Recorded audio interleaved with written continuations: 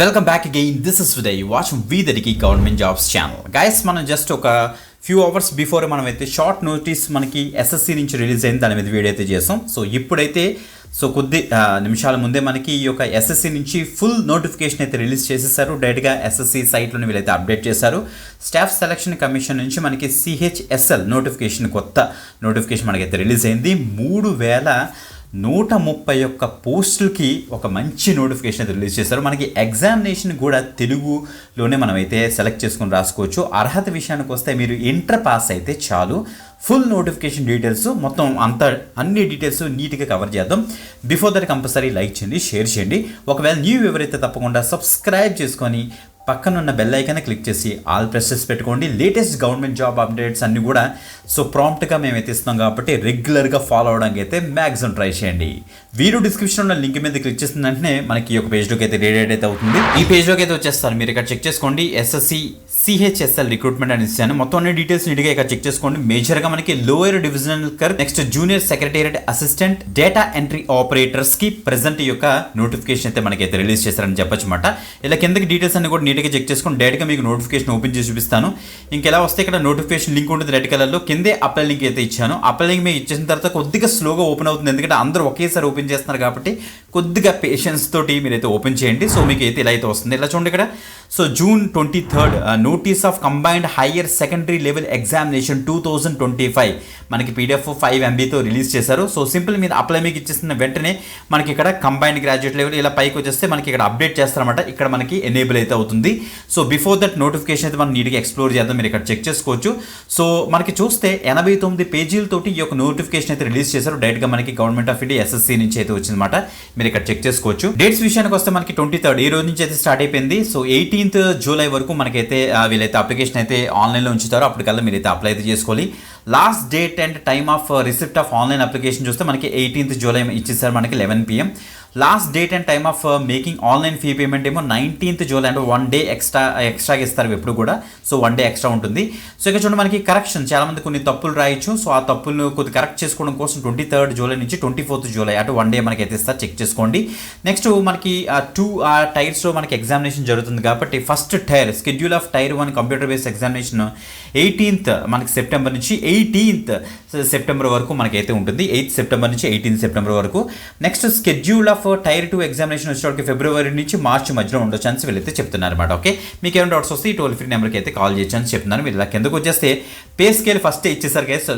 LDC lower divisional clerk or junior secretariat assistant JSAకి వచ్చేటప్పటికి మనకి పే లెవెల్ 2లో వస్తుంది. మనకి 19,900 నుంచి 63,200 వరకు మనకైతే వేరే అవుతుంది. కింద డేటా ఎంట్రీ ఆపరేటర్ సంగతి చూడండి ఒకసారి, పే లెవెల్ 4కి వెళ్తుంది. సో ఇక్కడ మనకి క్లియర్గా చూస్తే 25,500 నుంచి 81,100 వరకు ఉంటుంది. ఇది లెవెల్ 4కి. అదే లెవెల్ 5కి సంబంధించి 29,200 నుంచి 92,300 వరకు వేరే అవుతుందట. సేమ్ అదే డేటా ఎంట్రీ ఆపరేటర్ యొక్క గ్రేడ్ Aకి సంబంధించి 25,500 నుంచి 81,100 వరకు వెళ్తుందట. సో ఈజీగా మన ఇనిషియల్ లెవెల్లో మనకి 40,000 వరకు ఈజీగా మనం అయితే ఆన్ చేయొచ్చు యాజ్ అ డేటా ఎంట్రీ ఆపరేటర్గా. సో గైస్ చూస్తే మనకి ఎస్ఎస్సికి సంబంధించిన నోటిఫికేషన్ డిఫరెంట్ గవర్నమెంట్ ఆర్గనైజేషన్స్లో వర్క్ చేయడం కోసం ఈ సంబంధించి మనకి గ్రూప్ సికి సంబంధించి ఈ యొక్క నోటిఫికేషన్స్ అయితే రిలీజ్ చేశారని చెప్పొచ్చు. ఇలా కిందకు వచ్చేస్తే మనకి వేకెన్సీస్ డీటెయిల్స్ ఉంది. దేర్ ఆర్ అప్రాక్సిమేట్గా 3,131 టెంటేటివ్ వేకెన్సీస్ అన్నారు. ఇవి మనకి చక్కగా ఇంక్రీజ్ అవ్వచ్చు, డిక్రీజ్ అవ్వచ్చు కూడా. So based on the requirement వీళ్ళైతే మోడిఫై అయితే చేస్తారు. ఇదైతే టెంటేటివ్ మనకు తెలిసిపోతుంది క్లియర్గా. సో 3,131 అనేసి. సో మీరు ఈ యొక్క పర్టికులర్ జాబ్స్కి అప్లై చేసుకోండి. మీరు ఇండియన్ సిటిజన్ అయితే చాలు, మీరు దీనికి అయితే అప్లై అయితే చేసుకోవచ్చు. ఇలా కిందకు వచ్చేస్తే మనకి age criteria is the main criteria, మీరు చెక్ చేసుకోవచ్చు. 1st జనవరి 2026 కల్లా సో మనకైతే ఏజ్ క్రైటీరియా వీళ్ళైతే క్యాలిక్యులేట్ చేస్తారన్నమాట. మీరు ఇక్కడ చెక్ చేసుకోవచ్చు. మినిమం 18 years నుంచి మ్యాక్సిమం 27 years వరకు ఎవరైతే జనరల్ కేటగిరీ పీపుల్ ఉన్నారో వాళ్ళందరూ కూడా దీనికైతే అప్లై అయితే చేసుకోవచ్చు. క్యాండిడేట్స్ బోర్న్ నాట్ బిఫోర్, ఇక్కడ చూడడానికి 2nd January 1999, not later than 1st జనవరి 2008 అని మెన్షన్ చేశారు. ఇన్ బిట్వీన్ మీరు ఎవరైతే ఉన్నారో వాళ్ళందరూ కూడా దీనికైతే అప్లై అయితే చేసుకోవచ్చు. ఇంకా age relaxations as per the government norms ఉంటాయి. SC/STకి 5 years, OBCకి 3 years, PWBD అన్రిజర్వ్డ్ 10 years, ఓబీసీకి 13 ఇయర్స్, ఎస్సీ ఎస్టీకి ఏమో 15 ఇయర్స్ అయితే ఉంటుంది. ఎక్స్ సర్వీస్ మెన్కి ఏమో 3 ఇయర్స్ ఆఫ్టర్ డిడక్షన్ ఉంటుంది తెలిసిందే. సో ఇంకా పీడబ్ల్యూబీడీ క్యాండిడేట్స్కి ఆపరేషన్ బేస్ చేసుకుని, హాస్పిటాలిటీ అండ్ ఫారెన్ కంట్రీకి బేస్ చేసుకుని వీళ్ళన్నీ కొన్ని ఇచ్చారు. సో సెంట్రల్ గవర్నమెంట్ ఎంప్లాయీస్కి, సివిలియన్ ఎంప్లాయీస్కి, next widows, divorce and women category పీపుల్కి, సో అందులో ఎస్సీ ఎస్టీ కేటగిరీ పీపుల్కి సో మనకి ఏజ్ రిలాక్సేషన్స్ అయితే ఇలా డివైడ్ అవుతాయి, చెక్ చేసుకోండి. ఎసెన్షియల్ ఎడ్యుకేషన్ క్వాలిఫికేషన్ ఆల్రెడీ థంబ్నెయిల్లో పెట్టాను. 12th పాస్ అయిన వాళ్ళందరూ కూడా దీనికి అయితే ట్రై చేయొచ్చు. బట్ ఇక్కడ క్లియర్గా ఇచ్చారు, మీరు చెక్ చేసుకోండి. For data entry operator DEO grade ఏకి వచ్చేటికి ministry of consumer affairs and food publication distribution, ministry of culture and staff selection commission ఏం డిసైడ్ చేసిందంటే 12th స్టాండర్డ్ పాస్ అయితే సరిపోతుంది. In science stream with mathematics as a subject from the recognised board అని mention చేశారు.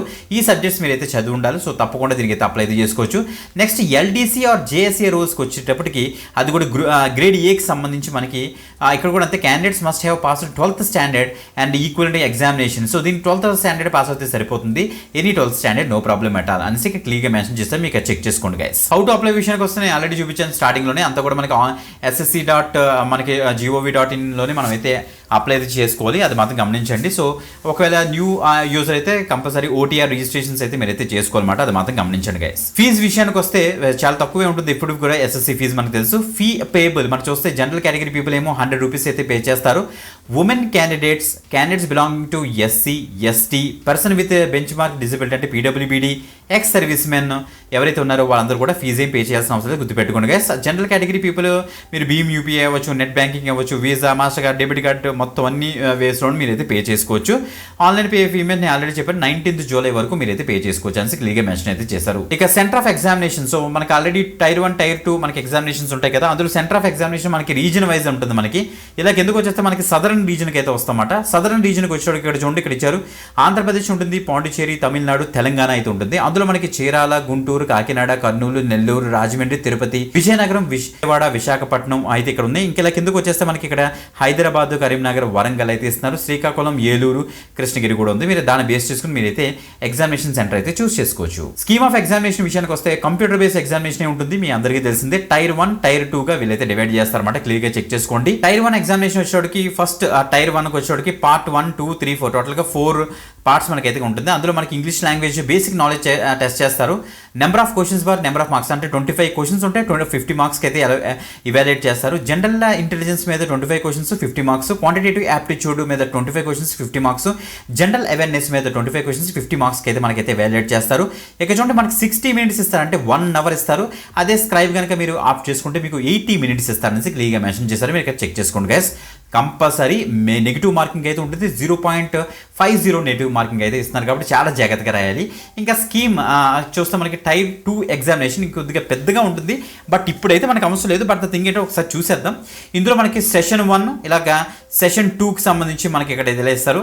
So అందులో session 1కి సంబంధించి ఇంకా క్లియర్గా సెక్షన్ 1లో మనకి మ్యాథమెటికల్ ఎబిలిటీ మీద, రీజనింగ్ అండ్ జనరల్ ఇంటెలిజెన్స్ మీద మనకి టోటల్ 60 క్వశ్చన్స్ ఉంటాయి, 180 మార్క్స్కి ఎవాల్యుయేట్ చేస్తారు. 1 అవర్ మనకైతే టైం ఉంటుంది.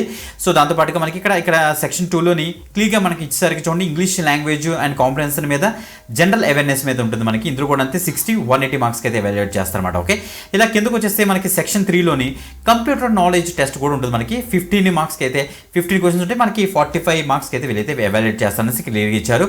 ఇంకా సెక్షన్ 4కి వచ్చేటికి పార్ట్ ఏలో మనకి skill test for DEOs, department ministry అని మెన్షన్ చేశారు.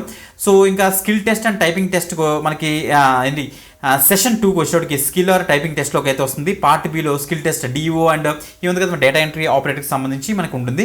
15 మినిట్స్ మనకైతే టైం అయితే ఇస్తారన్నమాట, ఇక్కడ చెక్ చేసుకోవచ్చు. ఓకే, అలాగే మనకి పార్ట్ సి కూడా ఉంటుంది, అది కూడా టైపింగ్ టెస్ట్ ఎల్డీసీ అండ్ జేఎస్సీకి అయితే కండక్ట్ చేస్తారు. 10 మినిట్స్ మనకైతే టైం ఇస్తారు, మీరైతే టైప్ చేయగలగాలని క్లియర్గా మనకి మెన్షన్ చేస్తారన్నమాట. ఓకే, ఇలా కిందకు వచ్చేస్తే మనకి టెస్ట్ అసలు స్కిల్ టెస్ట్కి కావాల్సిన రిక్వైర్మెంట్స్ ఏంటి, డేటా ఎంట్రీ ఆపరేటర్స్ అన్ని కూడా ఇక్కడ క్లియర్గా మనకి డిస్ప్లే చేశారు.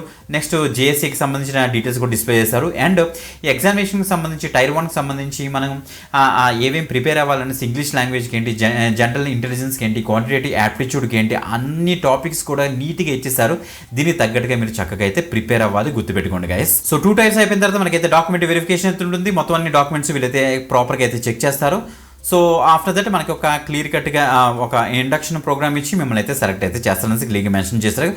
మనకి టైర్ 1కి సెక్షన్ 1, సెక్షన్ 2, సెక్షన్ 3కి సంబంధించి అండ్ టైర్ 2కి సంబంధించి ఇక్కడ క్లియర్గా మనకి మెన్షన్ చేస్తారు. అన్రిజర్వ్డ్ క్యాండిడేట్కి 30%, ఓబీసీ ఈడబ్ల్యూఎస్కి ఏమో 25%, ఆల్ అదర్ కేటగిరీకి ఏమో 20% అయితే వీళ్ళైతే మార్క్స్ వెయిటేజ్ అయితే ఉంటుంది. దాన్ని బేస్ చేసుకుని మిమ్మల్ని అయితే సెలెక్ట్ చేస్తారనేసి క్లియర్గా మనకి మెన్షన్ చేశారు. ఇదే పీడిఎఫ్లో మనకు కావాల్సిన అన్ని ఫార్మాట్స్ ఉంటాయి. Caste certificate format, income certificate formats అన్ని కూడా నీట్గా వాళ్ళే ఇచ్చేస్తారు. మీరు ఇక్కడ చెక్ చేసుకోవచ్చు. ఈ యొక్క ప్రాపర్ 89 పేజెస్ పీడిఎఫ్ని మీరు రెఫర్ చేస్తే ప్రాపర్గా మనకి అర్థమవుతుంది. ఇప్పుడు మన ఆన్లైన్ అప్లికేషన్ అసలు ఎలా ఫిల్ చేయాలని క్లియర్గా ఇక్కడ మెన్షన్ చేస్తే చూడండి. ఫస్ట్ మీరు ఏం చేస్తారంటే ఒక ఫ్రెష్ క్యాండిడేట్ అయితే 1 టైం రిజిస్ట్రేషన్ ఓటీఆర్ మీరైతే చేసుకోవాలి. 1 టైం రిజిస్ట్రేషన్ అయిపోయిన తర్వాత ఆన్లైన్ అప్లికేషన్ మీరైతే ఫిల్ చేయాల్సి వస్తుంది. ఆ 1 టైం రిజిస్ట్రేషన్కి మీ దగ్గర ఉండవలసిన ఏంటంటే మొబైల్ నెంబర్ ఉండాలి, ఈమెయిల్ అడ్రస్ ఉండాలి, దాంతోపాటు ఆధార్ కార్డు కావాల్సిన డీటెయిల్స్ అన్ని కూడా మీ దగ్గర అయితే పెట్టుకోవాలన్నమాట.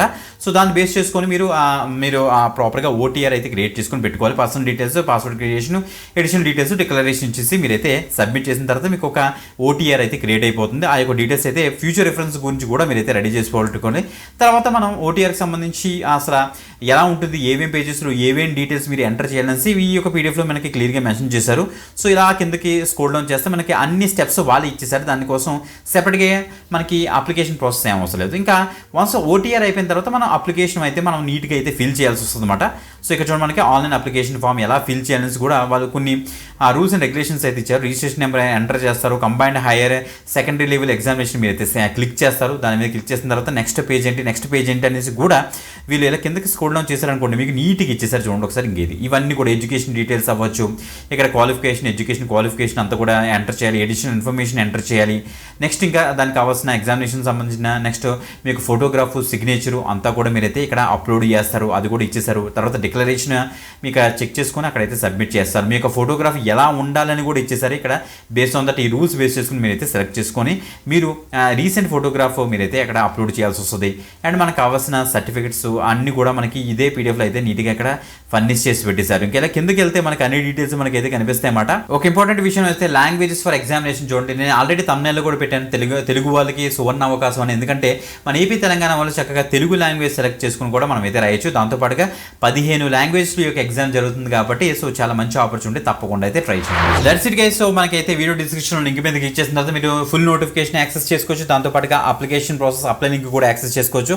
కొద్దిగా టైం ఇవ్వండి. సో యాక్చువల్ మొత్తం సర్వర్ మీద లోడ్ తగ్గిన తర్వాత ఇంకా ఫ్రీగా ఓపెన్ అవుతుంది. దాని తగ్గట్టుగా మీరు అయితే అప్లై అయితే చేసుకోవచ్చు. చాలా మంచి ఆపర్చునిటీ. ఎక్కువ మందికి అయితే షేర్ చేయండి. డేటా ఎంట్రీ ఆపరేటర్స్ గురించి కూడా చాలా మంది చూస్తున్నారు కదా, వాళ్ళకి మంచి అప్డేట్. సో తప్పకుండా ఎక్కువ మందికి అయితే షేర్ చేయండి. ఇంకొక ఎక్సలెంట్ గవర్నమెంట్ జాబ్ అప్డేట్తో మరి ఇక్కడ అంతవరకు సెలవు. బాయ్.